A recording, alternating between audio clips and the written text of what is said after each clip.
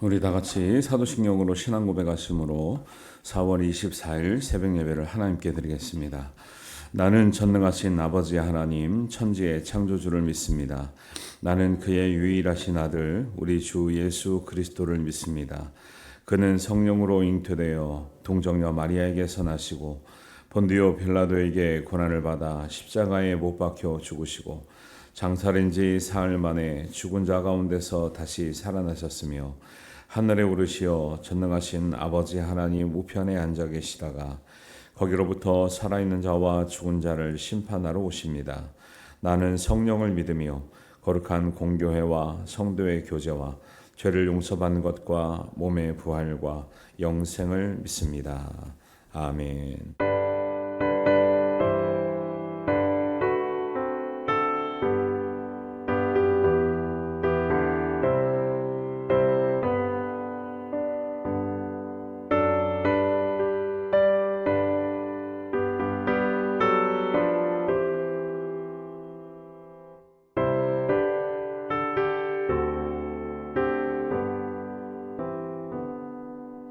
여러 해 동안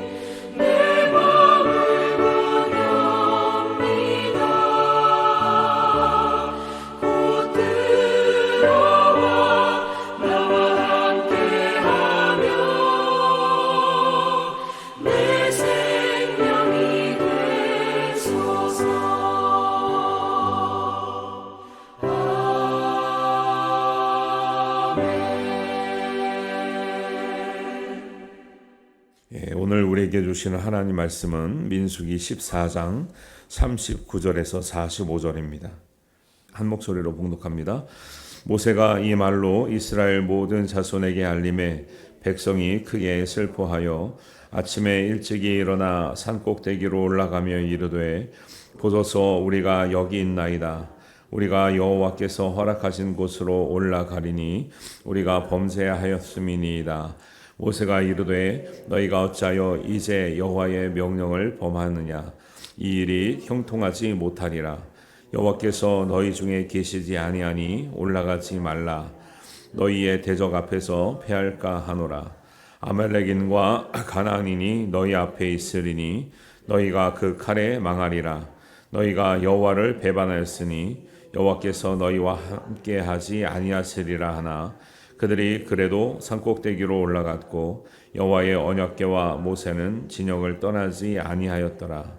아말렉인과 산간지대에 거주하는 가나안이 내려와 그들을 무찌르고 호르마까지 이르렀더라. 아멘. 계속 이스라엘 지휘관들이 가나안 땅을 정탐하고 와서 악평한 것에 대한 문제를 계속 그 문제가 계속 이어지고 있죠. 14장에 보면 이스라엘 백성이 모세로부터 이제 하나님께서 얼마나 진노하셨고 그 지휘관들과 백성의 원망과 불평 때문에 받게 될 큰 징계도 겨우 면하게 됐다는 얘기를 듣게 되었습니다.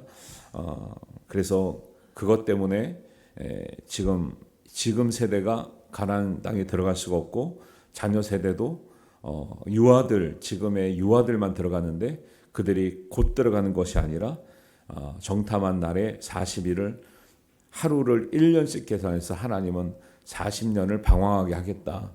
유아들은 아무 책임이 없는데 유아들이 40년 동안 자라날 동안 방황하는 이런 참 안타까운 일, 그 다음에 끔찍한 일이죠.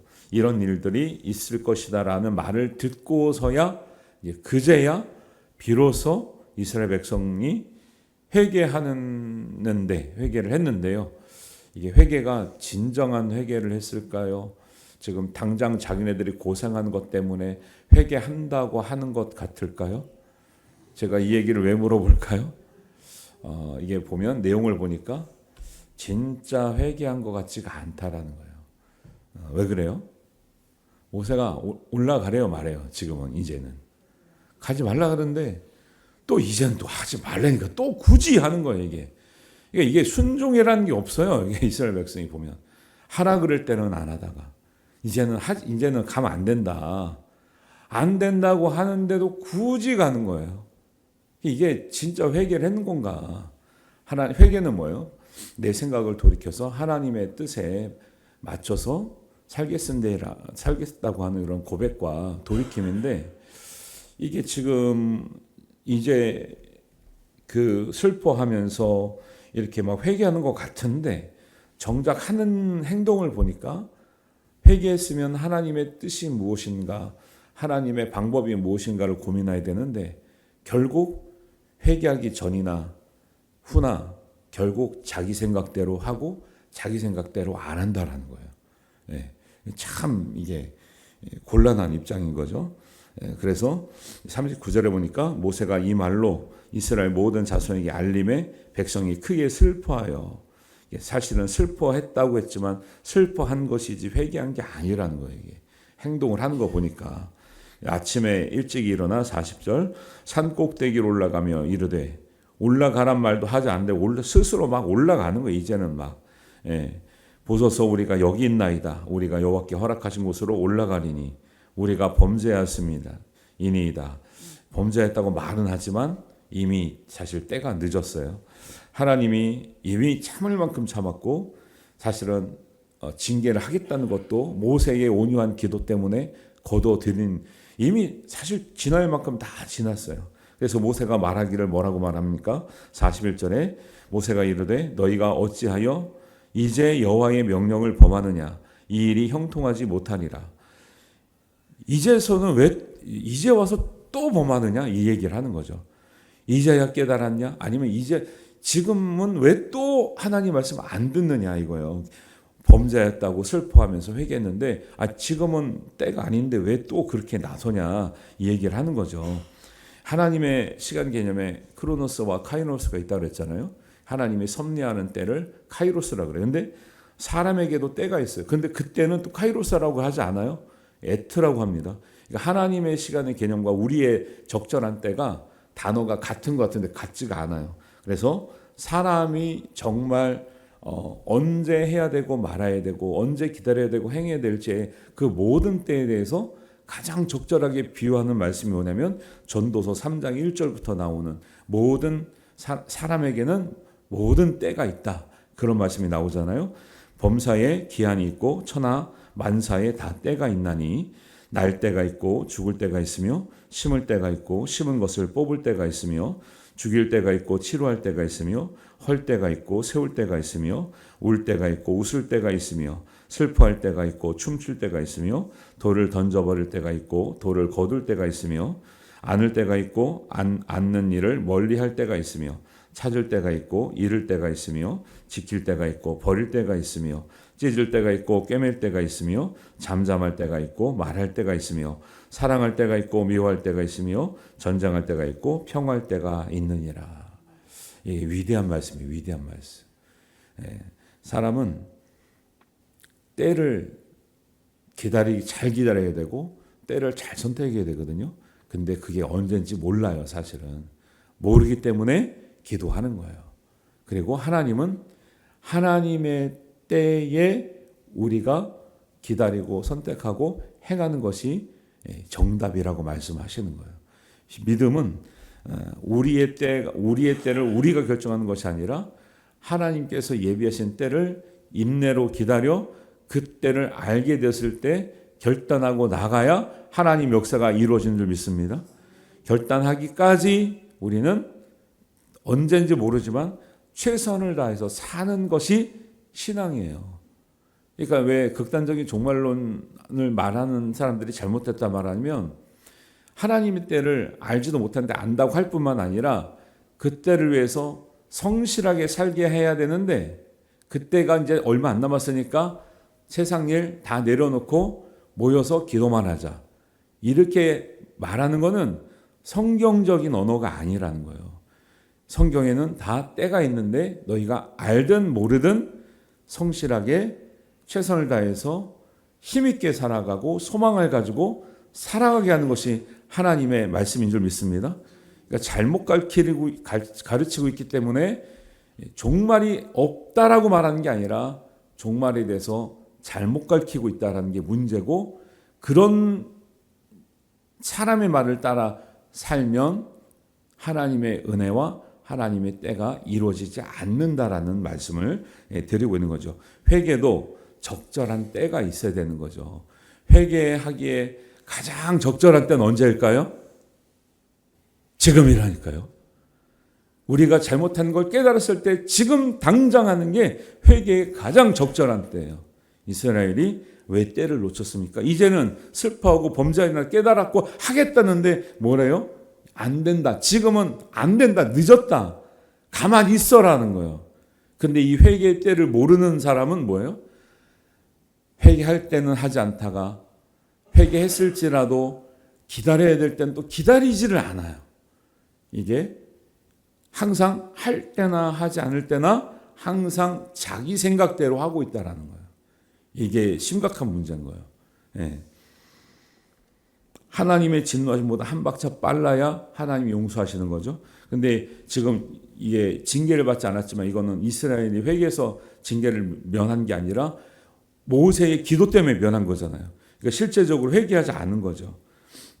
우리는 왜 지금 당장 깨달을 때 회개해야 되냐면 우리는 지금이 빠르다고 생각하는데 하나님은 이제 14장 말씀만 봐도 이미 몇 번을 참으셨다고 나와요?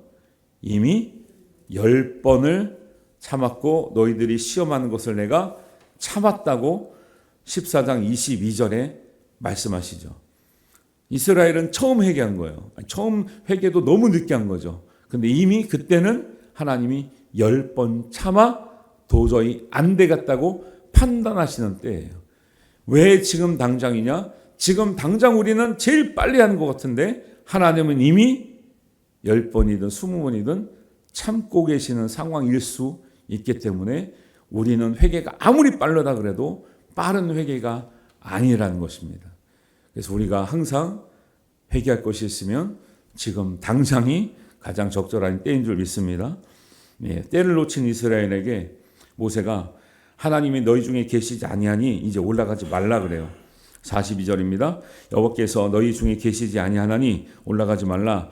너희의 대적 앞에서 패할까 하노라. 이제는 모세가 하지 말라 그러잖아요. 근데 굳이 고집을 피워가지고 올라갑니다. 44절입니다. 그들이 그래도 산 꼭대기에 올라갔고 여호와의 언약궤와 모세는 진영을 떠나지 아니하였더라 그래요. 하라고 할 때는 안 하고 하지 말라고 할 때는 굳이 하는 거예요. 청개구리 신앙이에요. 청개구리 신앙. 이스라엘 문제는 해야 될 때는 자기의 생각대로 안 했고 하지 말라고 할 때는 자기의 생각대로 하고 있다는 거예요. 결국 자기 생각이 하나님 생각보다 앞서가는 거예요. 하나님의 때를 기다리는 맛이 하나도 없어요. 무엇을 하든지 하나님이 원하시는 때에 하나님의 방법대로 하는 것이 우리가 기도해야 되는 이유고 우리가 기도할 수 있는 목적인 줄 믿습니다. 이게 너무너무 중요한 거예요. 그러니까 안 믿는 사람은 자기의 계산대로 하는 거예요. 믿는 사람들은 하나님의 때와 하나님의 방법대로 하는 거예요. 여러분 여리고성 어떻게 무너졌죠? 사람의 방법대로 사람의 때에 했나요? 아니잖아요. 근데 더 이게 뭐 재밌다고 해야 되나요? 교훈이 되는 건 뭐냐면 여리고성을 사람의 힘과 사람의 방법대로 해서 무너뜨린 게 아니거든요. 근데 그 다음 성이 여리고성 견고한 성이었어요. 견고한 성도 사람의 방법대로 사람의 힘대로 한 게 아니었는데 그게 무너지고 나니까 그 다음에 아이성이라고 정말 아이처럼 작고 만만해 보이는 성이 우리 성경 퀴즈 공부할 때 그렇게 외우죠. 아이성은 왜 그런 일이 있었냐? 작았다. 그래서 아이처럼 작은 성이 이제 아이성이라고 이렇게 우리가 이제 재밌게 붙여서 외우는데 아이성은 정말 작았어요. 그래서 보통 그 정도만 치려고 그래도 최선을 다하려면 한 3만 정도 올라가야 되는데 지휘관들이 뭐라 했냐면 아이성은 작으니까 우리가 여리고도 무너뜨렸으니까 3천 정도만 올라가자 그랬거든요. 3천 정도 올라서 완전히 박살이 났죠. 그러니까 보세요. 여리고성도 사람의 힘으로 사람의 방법으로 무너뜨린 것도 아니야. 할 수 없었던 거를. 그런데 좀 지나니까 만만하게 보이는 아이성을 갈 때는 또 최선을 다하지도 않아요. 그래도 3만 정도 올라갔어야 되는데 3천 정도면 돼. 거기는 그때부터 뭐가 들어온 거예요? 또 사람의 계산과 사람의 방법이 들어온 거예요. 하나님은 뭐예요? 너희의 방법과 너희의 생각은 가지고 하는 것은 패배야. 그리고 정신 바짝 차리고 그 다음에 3만이 올라가서 승리하거든요. 이게 이스라엘이 지금 가나안 땅에 들어가고서도 이 기질이 끊어지지가 않는 거예요. 지금 이게 가나안 땅에 들어가기 전이잖아요. 여리고성은 들어간 후란 말이에요. 한 번 이겼다고 너무 자만하는 거예요. 아이성요, 작은 성인데 박살이 나고 오는 거예요. 이게 계속 반복입니다. 우리 신앙생활은 이거에 계속 반복이에요. 하나님의 방법과 하나님의 때를 따라 승리할 것인가, 내 생각대로 내 방법을 따라 패배할 것인가, 그리고 나는 어떤 길을 선택할 것인가, 이게 우리의 신앙의 여정인 거예요. 하나님의 방법과 하나님의 때를 따라 승리하시는 우리 모두가 되시기를 주님의 이름으로 축원합니다. 이 이야기를 성경은 계속하고 있는 거예요. 너희가 너희의 생각대로 할 수 있다고 생각하냐? 너희의 방법대로 할 수 있다고 생각하냐? 아닌데 하나님의 방법과 하나님의 때를 기다려야 되는데 사람의 방법과 사람의 힘으로 하려는데 골리앗이 넘어가요? 안 넘어가요? 안 넘어가잖아요.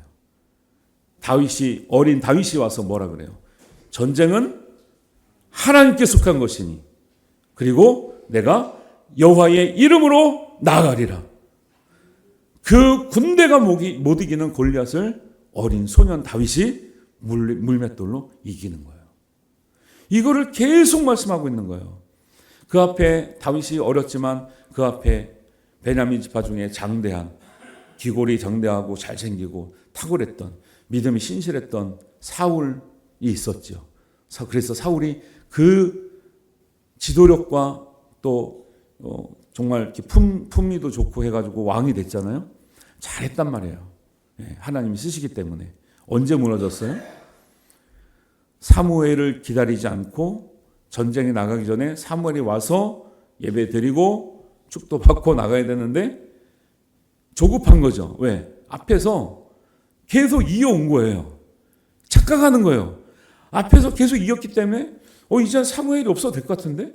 예배 안 들어도 될 것 같은데? 기도 안 해도 될 것 같은데? 우리가 세 보이는데? 사무엘이 일주일 동안 기다려야 되는데 한 6일 정도 지나도 안 오는 거예요. 사정이 있겠죠. 그래도 하루 남았잖아요.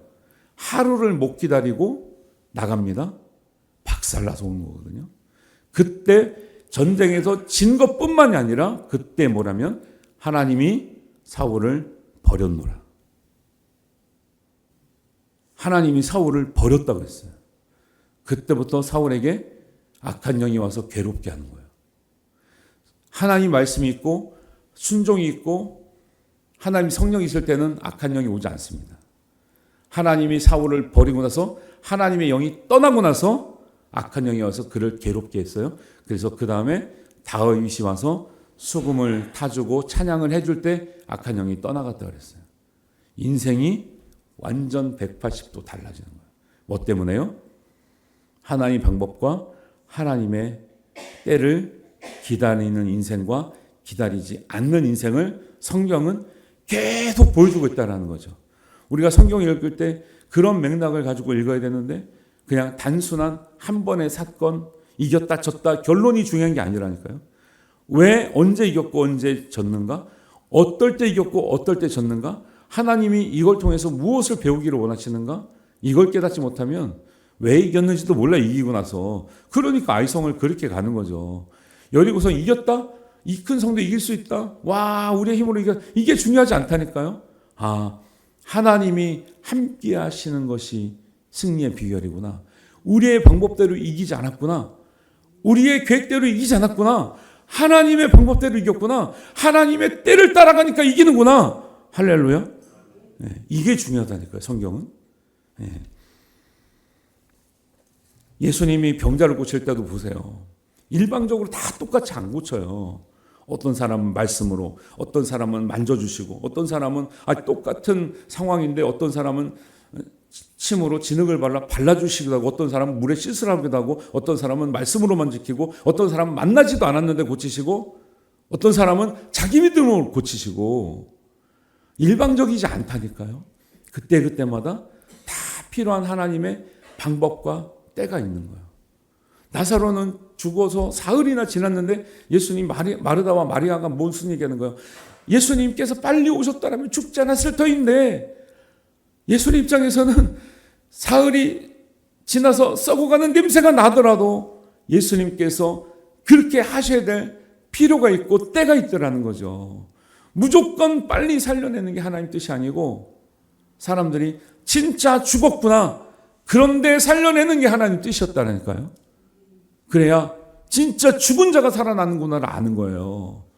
안 죽고 살아나면 안 죽었네. 안 죽었으니까 살아났지. 이런다고 사람들이. 완전히 죽은 사람을 살려야 진짜 하나님의 능력이구나. 이렇게 나오는 거예요. 근데 사람들은 원망하죠. 그게 나쁜 원망은 아닌데 예수님이 빨리 오셨더라면 왜 예수님이 안 오셨을까? 왜 빨리 도와주셔야지? 왜 우리가 불쌍하지도 않은가? 이 얘기하는 거죠. 힘들어요. 사실 저도 이런 비슷한 경험을 하면서 너무 힘들더라고. 이 조금 기다리는 게 너무 힘들어. 진짜 사람 입장에서는. 하나님 언제까지? 도대체 언제입니까? 내가 최선을 다했는데 얼마나 더 해야 됩니까? 막 이런 고민이 얼마나 많이 드는지 몰라요. 근데 우리가 뭐 할 수 있는 게 있어야지 뭘 하죠. 기다리고 기다릴 때 하나님께서는 우리는 아무것도 할 수 없는 것 같은데 하나님은 이루어 가고 계시는 과정 중에 있는 거죠. 우리의 인내를 끝까지 보기를 원하시는 거예요. 이런 말씀들이 굉장히 중요하죠. 그래서 결국 이스라엘이 올라가지 말랐는데 올라가요. 군사가 몇 명이었어요 지금? 민수기 1장에 볼 때 군사 개수할 때 20세 이상 장정만 몇 명이라고 했어요? 60만 명이 넘었어요. 60만 명이 가나안인이 많다고 그래. 이렇게 많지 않아요. 60만 명이 다 올라간지 모르겠어요. 그러나 60만 대군을 가지고도 이겨요, 저요? 지고 오잖아요. 올라가라 그랬어요? 말라 그랬어요? 올라가지 말라 그랬잖아요. 왜 올라간 거예요? 하나님 음성이 들리지 않죠. 안 들려. 이게 이스라엘의 문제예요. 할 때도 안 들렸고 안 할 때도 안 들리고 내 생각대로 막 하는 거예요. 그래서 마지막 절에 가나안인이 내려와 그들을 무찌르고 호르마까지 이르렀더라. 이런 안타까운 장면이 됩니다. 믿는 사람들의 싸움은 우리의 싸움이 아니에요. 하나님이 대장 되시고 하나님의 때와 하나님의 방법으로 싸우는 싸움인 줄 믿습니다. 그리고 하나님이 예수님이 우리의 대장 되셔야 우리보다 앞서가셔야 우리와 함께 하셔야 이기는 싸움인 줄 믿습니다. 이런 믿음으로 여러분 모든 일에 승리하시는 믿음의 사람들이 되시기를 주님의 이름으로 축원합니다. 기도하겠습니다. 하나님 아버지, 오늘 말씀을 통해서 우리에게 주신 또 믿음의 싸움이 어떤 싸움인 줄 알게 하시고 또 우리가 깨닫게 하시니 감사합니다. 주님과 동행하는 우리 인생 되게 하시고 주님께서 우리보다 앞서가시는 우리의 인생 되게 하시고 우리의 방법과 우리의 때가 아니라 하나님의 방법과 하나님의 때와 하나님의 능력으로 이길 수 있는 인생의 싸움이 되게 하여 주시옵소서. 영적인 전쟁이 되게 하여 주시옵소서. 주님 말씀에 순종할 때 하나님 그것이 우리의 마지막 우리의 승리의 비결인 것을 알게 하여 주시옵소서. 우리 모두가 승리하는 인생이 되게 하실 줄 믿사오며 예수님의 이름으로 기도하옵나이다. 아멘. 하늘에 계신 우리 아버지, 아버지의 이름을 거룩하게 하시며 아버지의 나라가 오게 하시며 아버지의 뜻이 하늘에서와 같이 땅에서도 이루어지게 하소서. 오늘 우리에게 일용할 양식을 주시고 우리가 우리에게 잘못한 사람을 용서하여 준 것 같이 우리 죄를 용서하여 주시고 우리를 시험에 빠지지 않게 하시고 악에서 구하소서. 나라와 권능과 영광이 영원히 아버지의 것입니다. 아멘.